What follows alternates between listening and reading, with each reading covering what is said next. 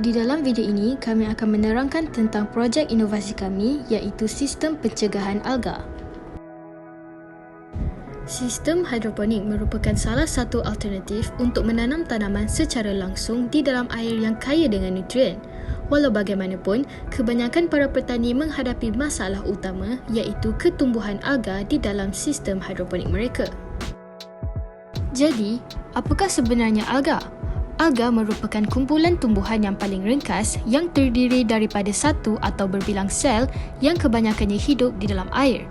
Alga dapat berfotosintesis seperti tumbuhan dengan adanya faktor seperti cahaya, air dan suhu yang sesuai.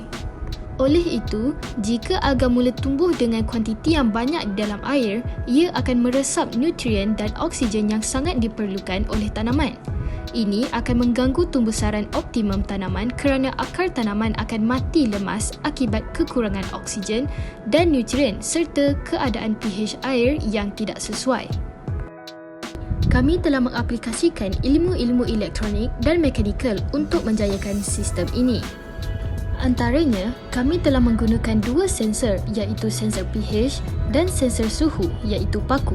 Kedua-dua sensor ini akan membantu dalam mengesan keadaan optimum yang menggalakkan pertumbuhan alga, iaitu julat pH ideal di antara 8.2 hingga 8.7, manakala suhu optimum di antara 20 hingga 30 darjah Celsius.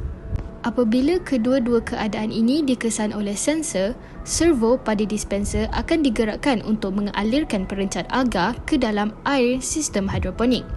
Ini dapat memastikan keadaan dan pH air kembali normal dan tidak sesuai untuk ketumbuhan alga. Keunikan yang terdapat di dalam inovasi kami ialah sistem kami mampu untuk mengesan kehadiran awal alga di dalam air dan boleh segera mengambil tindakan dengan sendirinya. Sistem ini berfungsi dengan hanya menggunakan paku dan sensor pH di mana kedua-dua sensor tersebut hanya perlu dicelupkan ke dalam air sistem hidroponik yang berfungsi menggunakan kuasa bateri. Ini adalah bagaimana servo akan digerakkan untuk menyalurkan perencat alga ke dalam air sistem hidroponik. Seperti yang dipaparkan, ini adalah kos yang digunakan dalam penghasilan produk inovasi kami. Ini pula merupakan jumlah modal serta kos pengeluaran seunit produk inovasi kami dan kos jualannya. Antara kelestarian produk ini adalah ia mampu untuk mengurangkan beban para petani kerana produk ini mampu bertindak sendiri untuk mengesan kehadiran awal alga di dalam air yang menyebabkan keadaan dan pertumbuhan tanaman terjaga rapi. Selain itu, produk kami mampu meningkatkan kadar ketumbuhan tanaman kerana tanaman dapat tumbuh dengan nutrien secukupnya tanpa penghalang. Oleh itu, ketumbuhan tanaman juga tidak akan terganggu. Jelas bahawa produk inovasi kami mempunyai nilai komersial yang tinggi kerana reka bentuk produk mempunyai harga di pasaran. Selain itu, produk kami juga boleh dijual dan digunakan oleh pengguna sasaran iaitu para petani dan pengguna sistem hidroponik.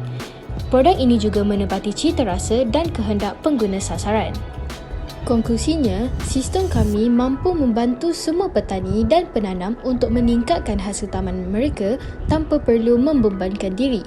Sistem ini juga penting untuk mengesan kehadiran awal alga di dalam air dan boleh segera mengambil tindakan dengan sendirinya.